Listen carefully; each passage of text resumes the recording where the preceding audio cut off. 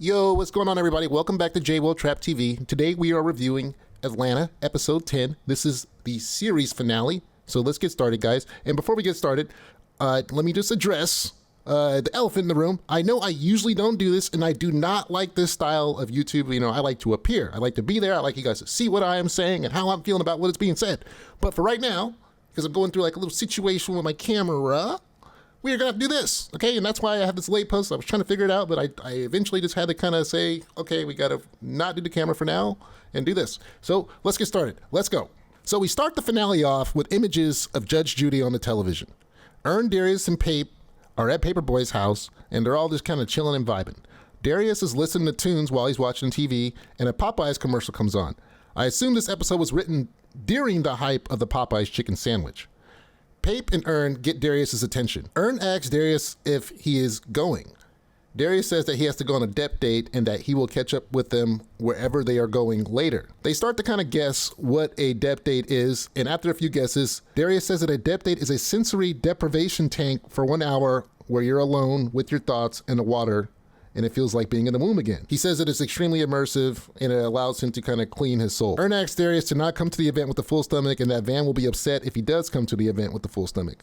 Darius leaves and we're left with Ern and Pape. Ern tells us that Paper Boi did indeed break his foot on the farm. Ern is kind of singing a song, Old MacDonald had a farm song, but he puts Alfred in it and he lets us know that Alfred did indeed break his foot while he was on the farm. So now we switch scenes, and Ern and Pape, they're pulling up to the first black-owned sushi place in Atlanta. They go through a valet, which is not a traditional valet. They kind of just hand their keys to a random person after parking the car, and that person's supposed to go move the car. This sushi place is actually located in a old closed Blockbuster. It's not like really a restaurant layout. Ern says it's important that they support the business because it's the first legit black-owned sushi restaurant in Atlanta. He says that the owner was trained by a legit sushi chef and that Van's friend has invested in the restaurant. We then switch to Darius, who is trying to fill a prescription for something called Eze. The woman says she doesn't see a prescription for Darius, so Darius asks her to go check the back. While he's waiting, he sits down and a woman gets his attention. A woman asks Darius if he's doing the sensory deprivation sessions. She says that she also started doing the sessions. She says that she had to stop going though because the deprivation became too intense and she started to lose track of what was real. Darius says that he had to stop too, but then he found a way to anchor himself inside of the dreams. He tells us that he uses Judge Judy as a totem. During the dream, if he turns on the TV or watches TV and Judge Judy is thick, then he knows that he is in the tank. Darius asks woman if she is there because she has anxiety. She says that she's not there for anxiety and that she's there to pick up some medication for her child. She then knows to go that she's tried all of the, different kind of pill prescriptions like Zoloft, etc., and they haven't really helped her. Darius gets called for his prescription and he tells the woman that she has a beautiful spirit and he leaves. So we switch back to the sushi spot and we see Ern and Van together. Van gives Ern a kiss, so we are all good on that family front. Pape brings up Popeyes and that he wants to go. Van says that she's aware of the Popeyes and that they will go after, which makes it kind of seem like she is worried about the food. Ern says that he thought that she wanted to come here. Van says she does want to come, but she can't stop thinking about Popeyes. The server comes up and he says that there's going to be a word from the chef, and at this point we kind of see that this really is a black business, right?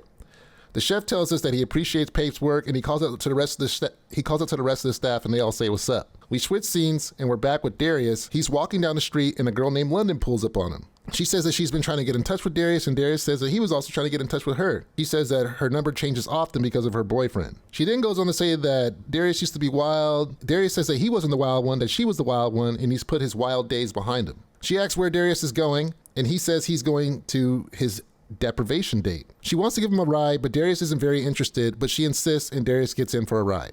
As Darius gets in and they start driving, she starts smoking a blunt and she's listening to R&B. She asks Darius if he wants to smoke, and he usually does not smoke before these sensory experiences, but he agrees since it's a special occasion with her. As he is smoking, he asks for some water that's in the center console.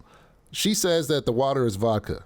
Next thing you know, lights come on and they're getting pulled over by the police. She puts on some sunglasses to hide her red eyes and she tells Darius to hide a beer bottle that's under his foot. The officer comes over and says that they pulled them over for an illegal tent. The cop senses some things are fishy and asks London if she has been drinking. She says no, and the officer asks if the water is vodka. She then says, how could this be vodka if she can do this? And then she drinks all the vodka out of the water bottle in pretty much one swig. The officer at this point asks her to step out for a sobriety test. She is able to pass the test, but on the way back into the car, she steals the officer's gun and gets into the car. This freaks Darius out and she hits the gas and runs over a cyclist. She then gets out the car and leaves the gun and says it's all Darius's fault. Darius is all confused. He doesn't know what's going on, and he starts to yell, and then he notices the gun is in his hand, and then he screams, and then he wakes up inside the deprivation tank. A nurse rushes in and asks Darius if he's okay. Darius says he's fine, and the nurse asks Darius if he wants to take a break in the tea room. Darius says yes, that he wants to take a break in the tea room. The nurse says that he's going to go make him some tea so he can drink the tea in the tea room. He then enters the tea room where there's some ladies who ask if this is his first time. Darius says he comes once a week, and because they keep on saying tea room over and over again, Darius starts to get weirded out. The women start to laugh uncontrollably, and Darius grabs one of them and screams to them, "Wake up." At this point, the nurse kicks Darius out, and Darius exclaims that he thought he was in a dream. We go back to Sushi, and Pape is still not impressed with the salad. He can see the Popeyes across the street, and he is ready to go. Van says the rice has corn in it, and she's also really not into the food. Pape says that he wants to leave. Ern says they can't leave. This is a black sushi fusion place. They have to give it a chance. Van says the fish is raw and feels warm, which is unsafe. Pape says, "Can we please go across the street and stop lying and pretending?" And Ern says it's a black sushi place. There will be some new ideas. Let's finish the meal. Let's give it a chance. Pape then asks to go to the bathroom. We switch back to Darius, and he's visiting what appears to be a family member. It appears to be his brother. His brother offers him some food. And Darius at first doesn't want to eat it, but then he says he will because it seems like he's just trying to have a moment with his brother. His brother goes off to make the food, and Darius starts looking at some family photos, and he appears to be talking to himself because it seems like he's talking to his brother, but he's responding for his brother as well. We then see Judge Judy on the TV, and she walks off to stand and has a huge fat ass. At this point, Darius wakes up from the depth tank. The nurse comes in, and his voice is super high, and then Darius wakes up again from the depth tank, and he screams, but it doesn't seem like anyone is hearing him. Pape comes back from the bathroom, and we find out the bathroom is in another store across the street. Pape has had it, and he's ready to go. He says they have 5 minutes before Popeyes is full of high schoolers, and they miss out on the chicken sandwich. The server brings out the chef's special, and it says it's blowfish. He says it's a rare delicacy and that it's poisonous. He says that for this reason, the chef has to be skilled to correctly cut the safe parts of the meat for serving. Pape doesn't trust it, and he says that he's leaving. Ern and Van start to get up and go as well. And then the owner comes out, and he asks if they're going to Popeyes. He says that everyone always goes there instead of eating their food. Pape tries to say, no, they're not going to Popeyes. He has some rap thing he has to go do, and he's just going to do something else. The owner says, there's a movie theater that's 2 blocks away, and on the night that Queen and Slim premiered, the restaurant was filled with black folks. He said 15 minutes later they were empty and not one person ate the blowfish. He then seen all the Yelp reviews, and the Yelp reviews said, "This nigga serving poisonous fish." That's pretty hilarious. He then gets into how traditional sushi's made. He says that sushi should be served at room temp and that every Japanese restaurant does this, but because he does it and he's a black guy from Alabama, people think that the fish is dirty. He then speaks about his master, Yuji Watanabe. He says that Master Watanabe said it doesn't matter where you serve sushi as long as it's good. But he guesses that his master was never a nigga from Florida. Pape tries to interject, but the owner says that the entire dinner, Pape has been looking over at the Popeyes. He says despite the fact that Popeyes appears to be black-owned and has black-owned recipes and is for black people, it's actually owned by Italians who have never married black women or black men. Pape says he gets it now, and then the owner says, okay, well, if you get it, then let me see you eat the fish. Pape is still not down to eat the fish, and then the owner tries to offer him some hot sauce. Pape says, okay, sir, you made your point. At this point, the owner asks him to look out the window, and there's some boys coming out of Popeyes, and he exclaims that black folks, the problem with black folks is they don't trust each other. Don't trust the guys from New York. They might steal from you. Don't trust these guys from over here. They might do this to you. Don't trust these niggas over here. They might do that to you. He's saying that niggas are taught to only trust themselves. At this point, the owner says to lock all the doors, and then Darius runs in, punches the owner in the face, and tells everyone to get in his Maserati. Everyone runs out and they hop in the Maserati. They burn out in the parking lot multiple times, and they all drive back to Pape's house. As they are driving, and everyone's happy, they're all vibing, having a good time, we see that Darius has secured Popeye's chicken sandwiches for everyone. When they get back to Pape's house, Van says it was the best Popeyes she ever had. Ern agrees, and Pape asks Darius where he got the car from. Darius says he stole the car from valet, going back to the scene in the beginning of the episode where they said that the valet was a little suspicious and it was almost like handing their keys to a random person. Pape asks Darius why he isn't concerned about the stolen car, and Darius says that he's still in the depth tank. Ern says that he isn't dreaming, that all of his real friends are here and this is not a dream. Darius interjects that maybe they've always been in his dream. Pape offers everyone to come outside and smoke some of his weed and asks Van to roll the blunt. Pape asks Darius if he's coming, and Darius says he'll be out in a sec. We then see Darius turn to Judge Judy, and he's watching, and she appears to be skinny, but the camera zooms in on Darius's face because it looks like Darius really, really wants to believe that this is indeed not a dream. And as we zoom in on Judge Judy before she walks off the stand to see if it's really not a dream. The show cuts to black. So there we have it, guys. There we have it. There's the finale of Atlanta. Let's talk about Atlanta, okay? Let's talk about this finale, okay? So I'm going to say right off the bat, guys, I wasn't really impressed with this finale. I was really happy with the end, seeing everybody get together, having that scene of them all driving together and being, together. But I really feel like we didn't get a lot of closure on certain things, and I feel like we could have had a much more powerful finale and a penultimate episode. I think that despite the fact the show never had like a narrative that kind of went through, I think a lot of things were introduced in the third season as far as like, those random episodes where the cast were absent and we were introduced to, multiple different, white characters who were doing things. And then we also got that backpack or that luggage that got delivered to Earn at the end of season 3.